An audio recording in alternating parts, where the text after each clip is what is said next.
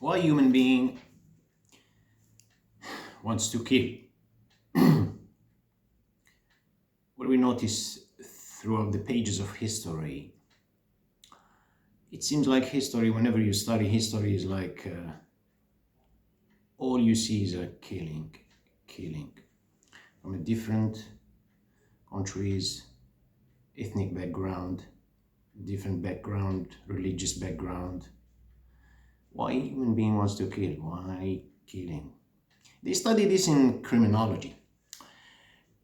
You know, when they do their investigation, they go up, they go deeply up to the point that they say that something has to do with religion. Not because he believes in religion, no. Especially this serial killer. He wants to, I don't know, exterminate. It seems like he feels happy if he or she eliminates someone. You know, what you hear in recent history, you hear the word secular. A secular state, that means state without religion. We don't speak about religion. That's totally a wrong interpretation and a wrong word. This is what a person, not a human being or a government wants to just express or verbalize officially. But officiously, when I say officiously, it doesn't mean it is done clandestinely. No, they are unconsciously characterized by something they ignore, completely ignore, individually speaking or on a government level. They say secular, you don't choose it. We understand that. You don't choose religion. You try to have a constitution and then that's it. We have a political philosophy that's going to affect public policy, but it doesn't mean you are not characterized, or I should say dominated by certain doctrine on a preconscious level. In other words, that is dated centuries way back in history. You know what I'm saying? Characterized by the sacredness of your religion, your religious background, whether you sat in a classroom or in the temple to learn such a doctrine, or through the waves of the daily life, there is certain doctrine. You were born in for instance, in a Buddhistic environment. They don't tell you to go to the temple. You don't choose a temple, but you're characterized by the habits, traditions. There is a flow of the habits. They drag you, they drive your conscience. You were born in a Muslim community, the same thing. Jewish community, the same thing. So wherever you were born is like you're characterized by, I should say, by a doctrine that the person, individually speaking, ignores completely. And then, of course, it becomes his safe haven. And then he said, we and you, we. So that's what it is. Going back in history, I mentioned something about this on video. I don't know, claiming that I am. The first murder that happened on the face of this earth, two brothers. One killed his brother. If we try to understand why he killed his brother, this story is mentioned in the First Testament, in the Second Testament, and in the Quran. Back then there was no religion. These are the two sons of Adam. May the peace and blessing of God be upon him. Two sons, one killed his brother. Again, stories that were mentioned in the First Testament, Second Testament. I'm not referring to that. A lot of things. So when God spoke to Muhammad, sallallahu alaihi wasallam, he said, tell them the truth about this story. If I tell you one day, say the truth, tell the truth. Therefore, that's mean that there were a lot of lies, perhaps fake things that were not true. So it is the time to divulge the reality, to confess, not from his part, but from what was fabricated by, in the previous books. tell them the truth about the sons of Adam when all of a sudden they decided to give a sacrifice. Translation is not always correct, so we're going to try to make it as simple as probably as clear as possible. He said, tell them the truth. Okay, so the sons of Adam, all of a sudden, he said the word idh. Look at that. Idh, it's like all of a sudden they decided to give a sacrifice. Now, did God mention to whom did they give a sacrifice? No, he didn't mention this. Just they gave a sacrifice. The word in Arabic, sacrifice, is not limited to sacrifice. Sacrifice is itself an approach towards someone that you try to please. And why is that? Look, it shows you here no one can possibly devoid from having this kind of urge, eagerness to please someone. Otherwise, a human being feels this is nature. He feels he is oblivious in life. It is as if he is living in the ether, E-T-H-E-R space. There's no platform.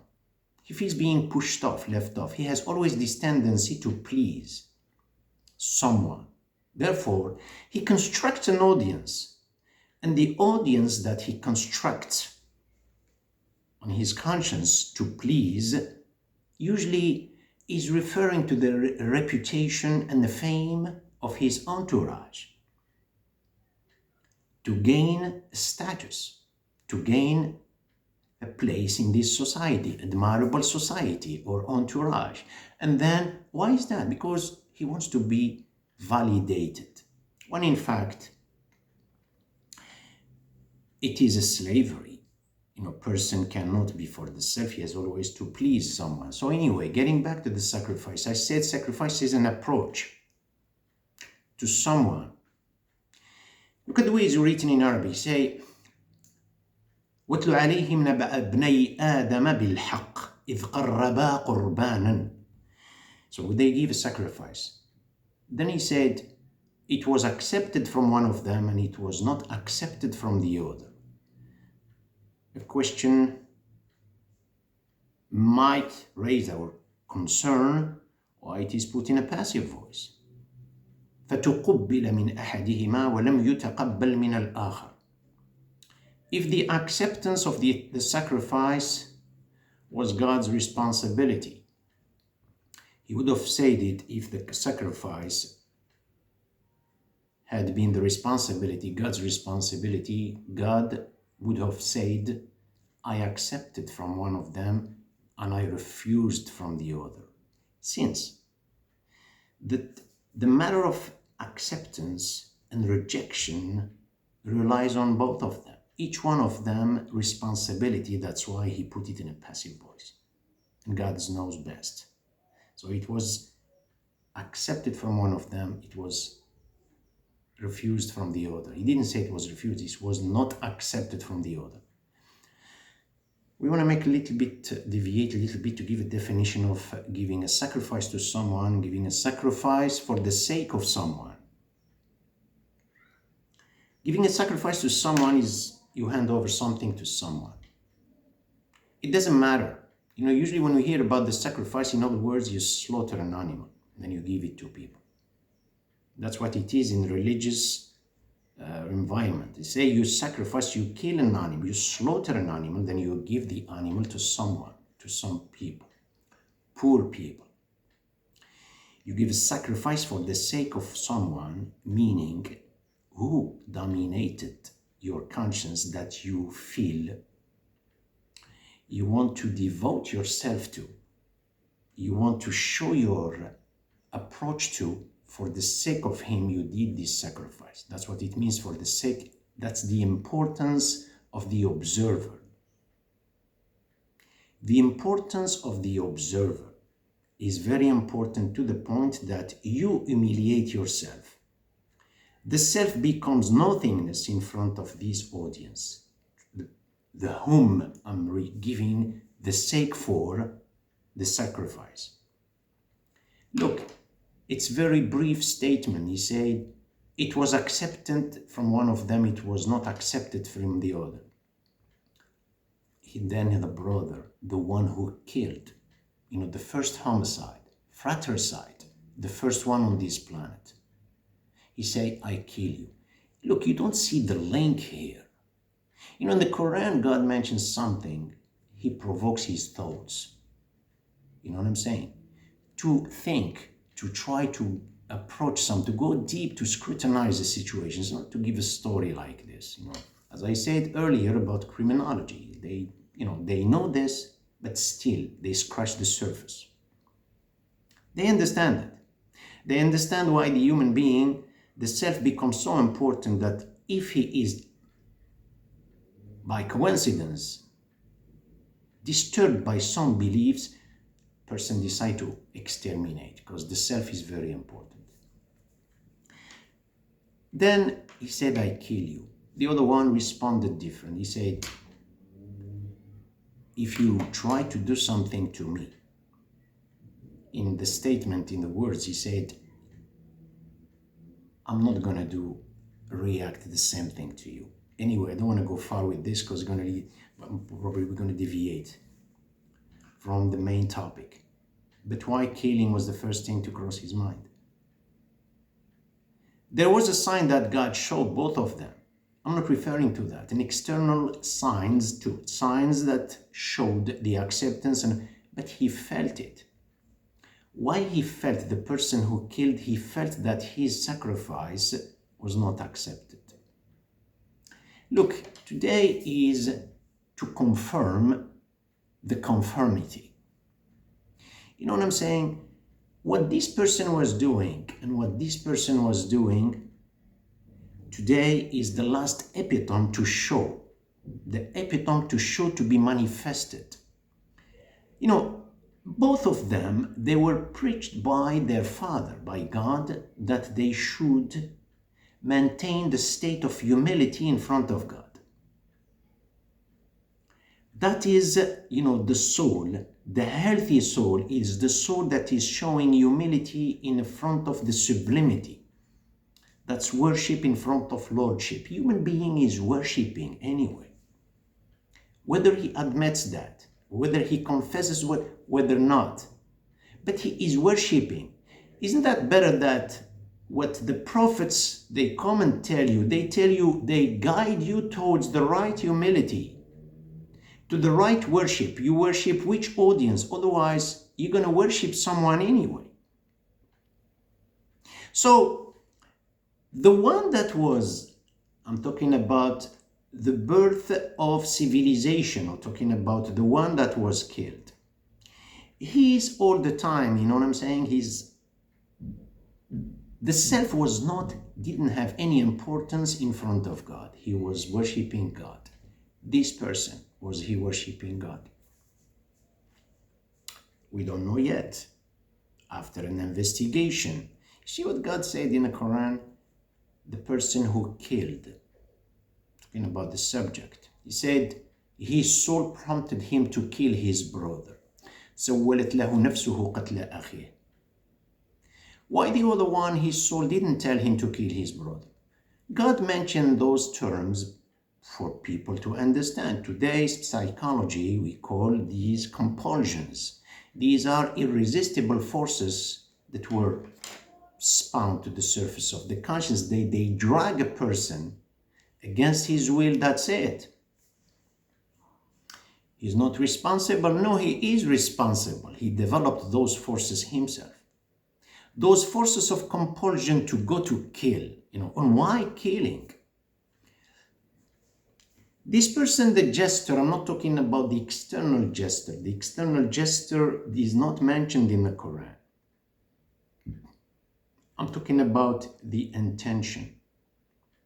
When you hand over to the sublimity, to the Creator, and you show that humility, look, there was no condition. There's no time, segment of time, or space, limited space. What happened to the emotions here?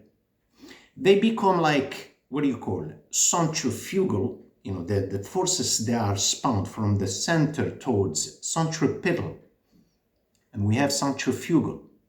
Centripetal is a force that coming from an external towards the center.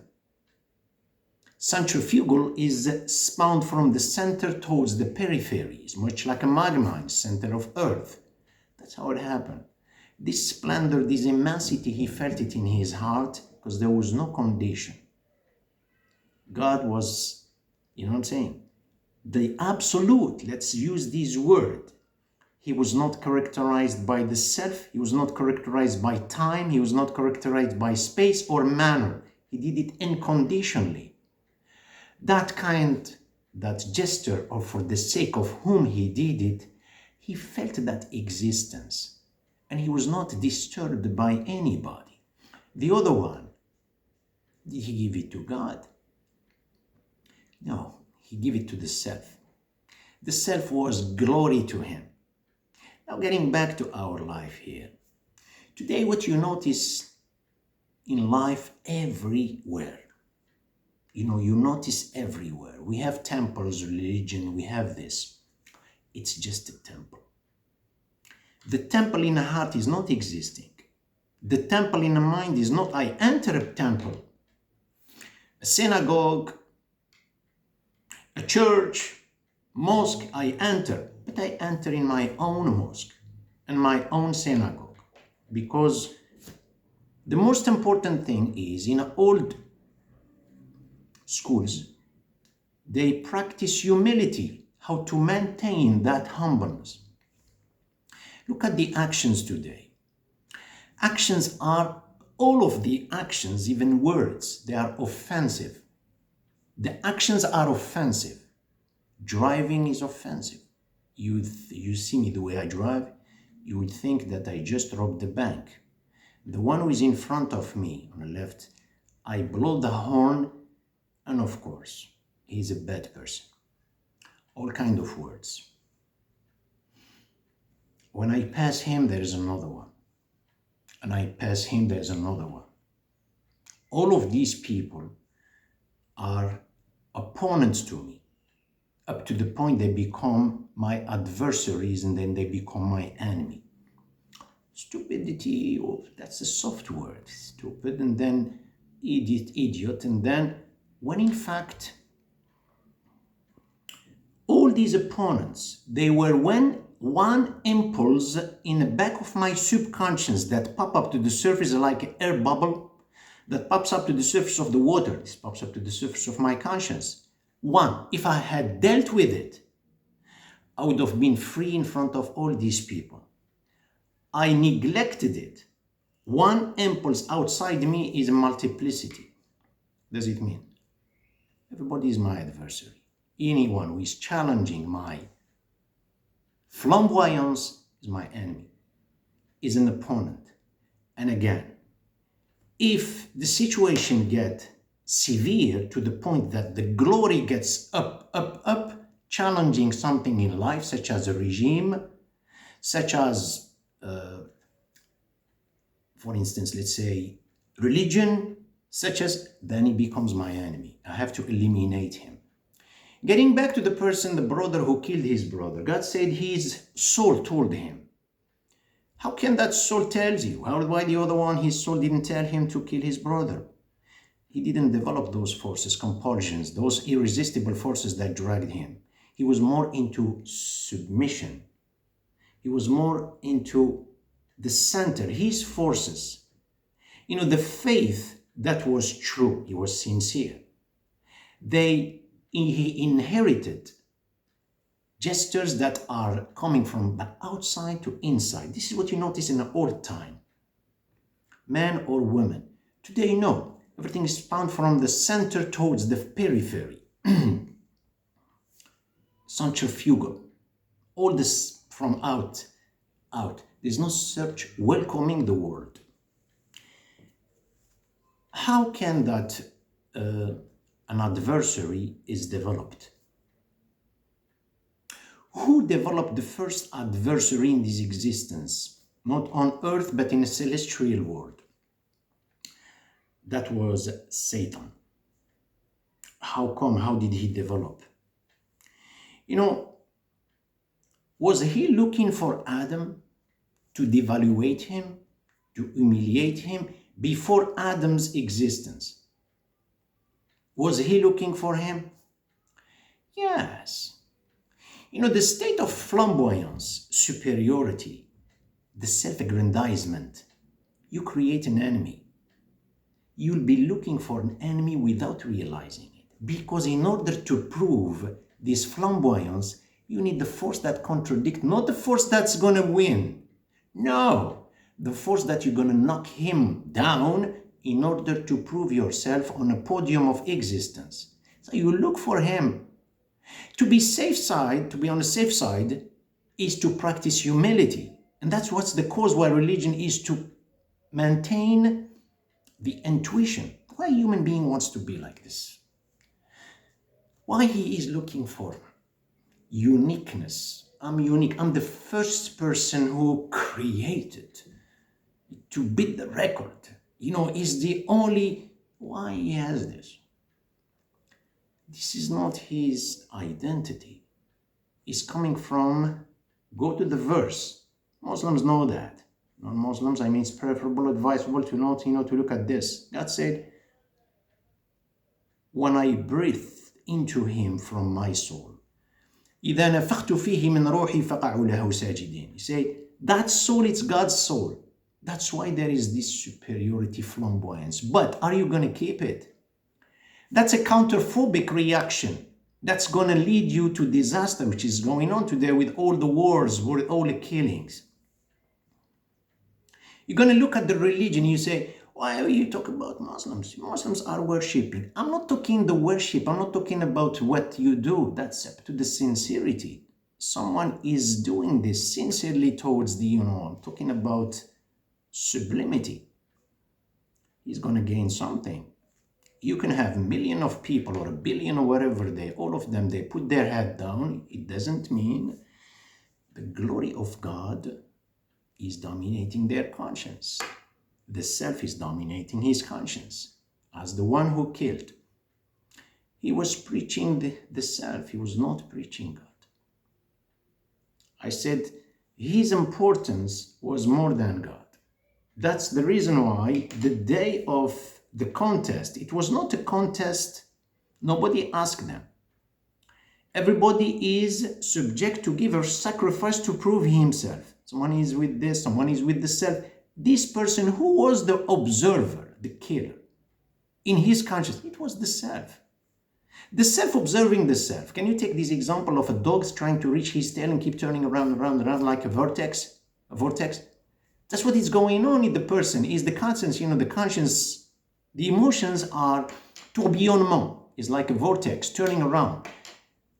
Is not spawned towards the periphery. It's exactly the way the macrocosm is. A macrocosm outside, when you look at the planets, the way they pivot, say, pivoting around the self, yet they pivot around the sun, yet they are traveling. If you follow this regime or these concepts, you'll be fine. You try to be in the self, you will create state of stagnation. And that's what is causing stress, causing everything here. Satan was looking for Adam, for creature to beat him before Adam's creation. How's that? When God asked the angels to prostrate their heads to Adam when he created him, Satan is created from fire. He's from the jinn. But the nature, when you say, oh, this man is like an angel, he's a human being, he was created from clay. But al-makana, we consider him as an angel because of his behavior. Everything was angelic. Angels were created from light. Jinn, the jinni, they were created from fire. But the common ground, they were all angelic. He said, God, prostrate. He said, refuse to. When the God asked him, he said, I don't prostrate my head to the one that you created from clay. How come? It's God's order. He asked you to do that. He was lying. Not the lie, the day that is. Because he claimed earlier, we don't know the time, claimed that he is God's servant. He was praying to God. Actually, he was praying to the self. You know, the adversary was on the back of his subconscious. He was looking for him. By the time he saw, the nature, and by what kind of nature he felt superior with, biological composition. Flamboyance with what the constituents of the ego are themselves creating an adversary similar to that.